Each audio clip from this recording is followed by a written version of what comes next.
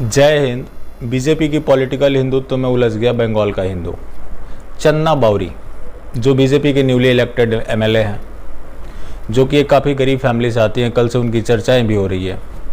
चूँकि उनके जो हस्बैंड हैं वो डेली वेज लेबरर हैं, वो खुद नरेगा में काम कर रही थी, जैसा कि खबर है। वो लगातार उनकी आवाज़ उठा रही हैं। अब तक 28 लोगों की हत्याएं हो चुकी है। जितने फ़ोटोज़ एंड वीडियोज़ आ रहे हैं मैं आपके सामने शो नहीं कर सकता, मैं देखने की हिम्मत भी नहीं जुटा पा रहा। लेकिन अमित शाह जी सो रहे हैं, ट्विटर पे ट्रेंड भी चल रहा है और बीजेपी के ही कार्यकर्ता चला रहे हैं, नींद से जागो अमित शाह जी। लेकिन अमित शाह जी को कोई फ़र्क नहीं पड़ता।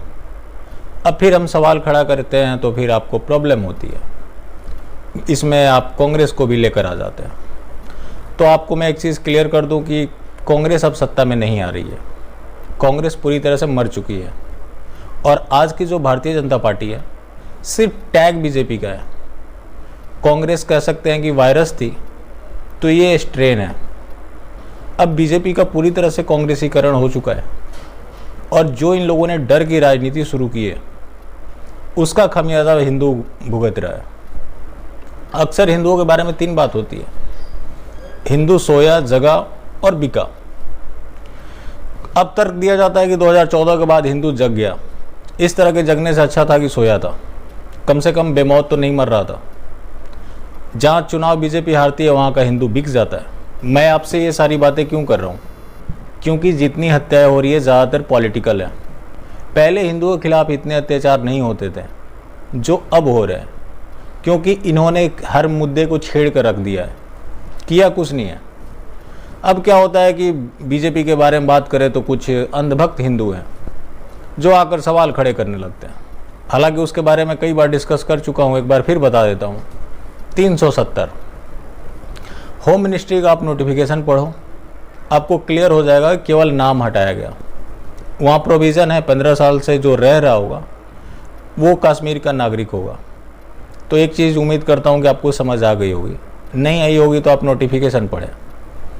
दूसरा, हिंदू कहता है 3 तलाक, जैसा लगता है कि उसके बहन को आज़ादी मिल गई है। तीसरा जो हिंदू का होता है एनआरसी, बीजेपी एनआरसी लाने वाली है। जिस एनआरसी का हु हल्ला मचाया जा रहा है, पिछले टेन्योर में मात्र 3 रोहिंग्याओं को डिपोर्ट किया गया। इसको आप मानते हैं एनआरसी इंप्लीमेंट करना? तो धन्य हैं आप। सीए, शाहीन बाग में जाकर खातूनें बैठ गई। मोदी जी ने संसद द्वारा पारित कानून को सस्पेंड कर दिया। वहाँ 500-500 रुपये बट रहे थे। सफूरा जरगर जो मोदी और अमित शाह को मारने की बात कर रही थी, केंद्र सरकार के वकील ने कोर्ट में खड़े होकर कहा कि उसकी रिहाई से हमें कोई प्रॉब्लम नहीं है। तो सेंट्रल गवर्नमेंट के अनुशंसा पे उसकी रिहाई हुई। बीजेपी ने एक नारा दिया था, सबका साथ, सबका विकास, सबका विश्वास। उसका असली मायने क्या है? हिंदुओं का साथ, जिहादियों का विश्वास और हिंदुओं का सर्वनाश। अब बात आती है राम मंदिर की, कि मोदी जी ने राम मंदिर बनवा दिया। अगर कोर्ट के फैसले को आप मोदी का फैसला मानते हो तो ये भी मान लो कि सोनिया गांधी, राहुल गांधी आज जो जमानत पर है वो मोदी जी की वजह से है। राम मंदिर के बारे में आप जानना चाहते होंगे, मैं कुछ नाम आपको बताता हूँ, आप तय करना कि किसकी वजह से बना। पहला नाम दिग्विजय नाथ, योगी आदित्यनाथ के दादा गुरु। उसके बारे में 2 बातें होती है। जो उन्होंने मूर्ति रखा, कुछ लोगों की आस्था है कि रामलला प्रकट हुए, 1949 की बात है। अगर उन्होंने नहीं रखा होता तो आज नहीं बन रहा होता। इसका सबसे बड़ा बाधा था रिलीजियस एंड वर्शिप एक्ट 1993, जिसका प्रोविज़न था कि 1950 से पहले जो चीज़ जैसी थी एज इट इज़ रहेंगी। दूसरा नाम आता है पीवी नरसिम्हा राव, जिनको सब कुछ पता था, उन्होंने फ़ोन नहीं उठाया। उसी का परिणाम था कि कांग्रेसी कहा करते थे कि उनकी धोती के अंदर खाकी पैंट है।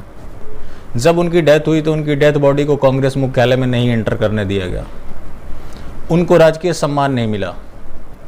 तीसरा नाम कल्याण सिंह, उन्होंने कोर्ट में एफिडेविट दिया था कि वो उस साइट की प्रोटेक्शन करेंगे, उन्होंने वो चीज़ नहीं किया, उनकी सरकार को बर्खास्त किया गया।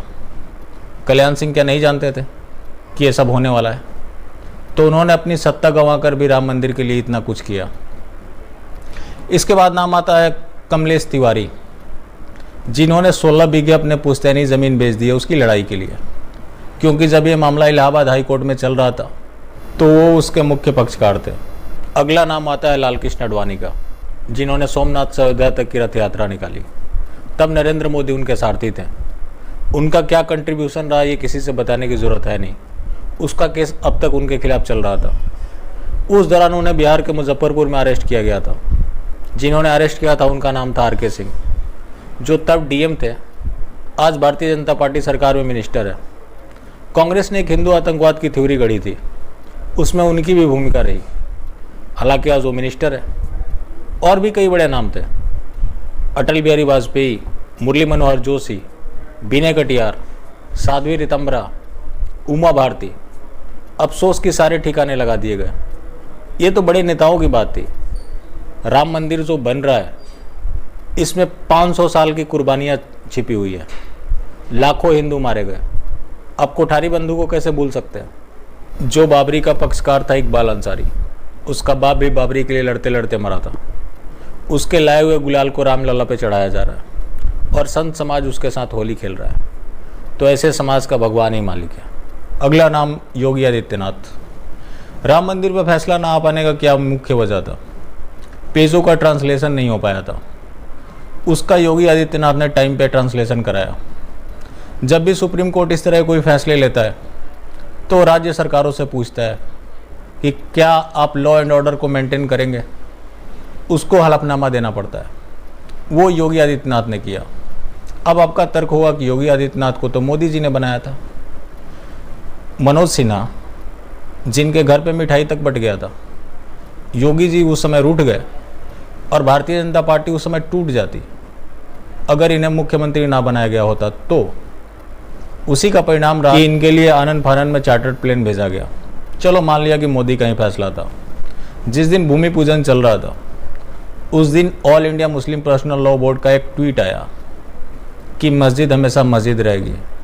हागिया साफिया का एग्जाम्पल दिया। तो क्या आप उनकी धमकी को आप लाइटली लेते हैं?